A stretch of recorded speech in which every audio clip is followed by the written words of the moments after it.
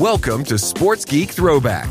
Here's your host, the sports geek himself, Sean Callanan. G'day, I'm Sean Callanan from Sports Geek, and welcome to Sports Geek Throwback, where I pick out the best bits from the Sports Geek podcast archive.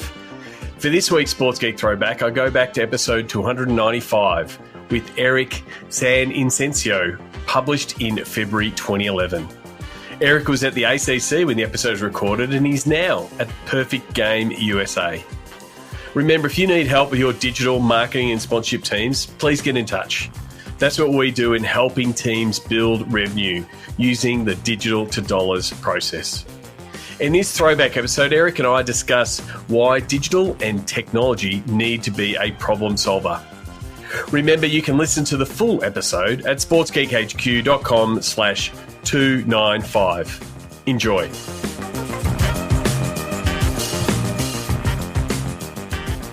You've moved back to the college ranks. You're Associate Commissioner of Strategic Digital Media at the Atlantic Coast Conference. What does that role mean, and what's your part of your remit at the ACC?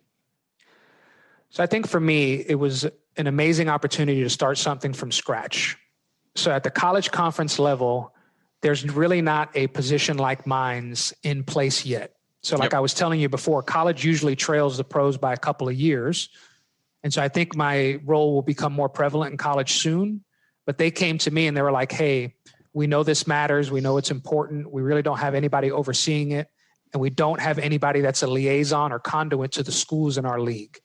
And so me as a natural teacher, natural coach, that was fun, to get in a room with Miami or Virginia Tech and ask them, because most of these people that are running accounts, they were either elevated videographers that did a great job, or they worked, as photographers or, great Photoshop skills creators. And now they're all of a sudden being tasked with running an organization for social. And they're really two different skill sets, right? Managing and doing doesn't mean that you can't have both, but they're different.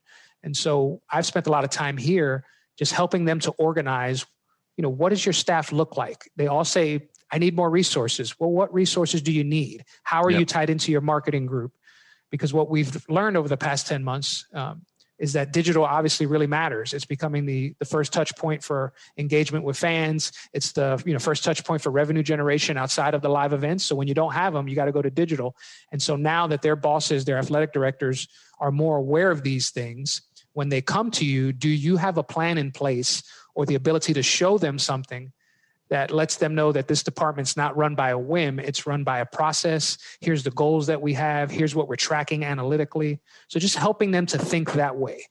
And so I've spent, like I said, a lot of time kind of setting that up and then also organizing the technology for the league. So when we have these big events, the basketball tournament, our football championship game, how are we using technology to make those events better? And I just think there's never been anybody like me in the room. Doesn't mean that we're reinventing the wheel here. But just me being in the room, we had here's a good example. So ticketing went all mobile last year, not last year, sorry, 2020, but 2019. Yep. And so at our event, it was all mobile and they were nervous. So I was like, first off, calm down. I did this when I was at the Texans in 2015. We're fine. Yeah. But then because I was in the room to talk with them about what other challenges they faced, one challenge they faced is that they had really slow wait times to get into the stadium because everybody went to the same entry point, the same gate. Mm-hmm.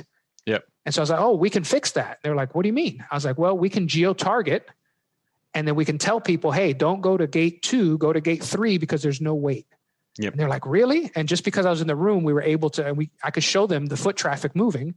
And then the following year when we did it, we had the slowest wait times and we had about 50% of our arena in an hour before the game, 50% of our fans. So that's a big win for us to get them in early, not have any problems. So just how do we use technology? It's like I always say, right? Technology is a problem solver. I think most people think of social and digital as your Twitter feed, your Instagram feed, but really it's more than that. It's the ability to solve business problems. So I keep trying to hammer that home with our group. If you have a problem with, your vendor, if you have a problem with ticketing, if you have a problem with, whether it's NIL or, compliance, these are all digital issues. How can we help you? So that's the way I've tried to position it and also teach the schools something similar so they can extend that to their campuses.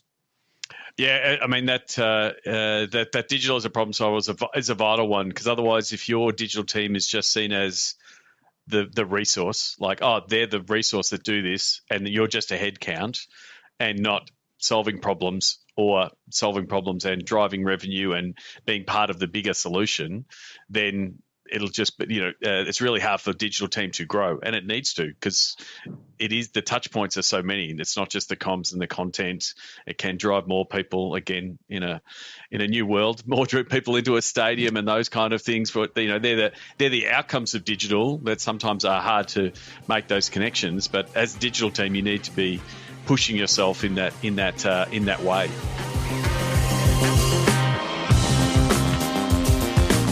If you like this Sports Geek Throwback episode, please check out the full episode at sportsgeekhq.com. Please share Sports Geek with your sports business colleagues. We appreciate you sharing. We love working with podcast listeners. Please get in touch so we can help your team. Go to sportsgeekhq.com/phone call. All Sports Geek episodes are available at sportsgeekhq.com and all podcast platforms.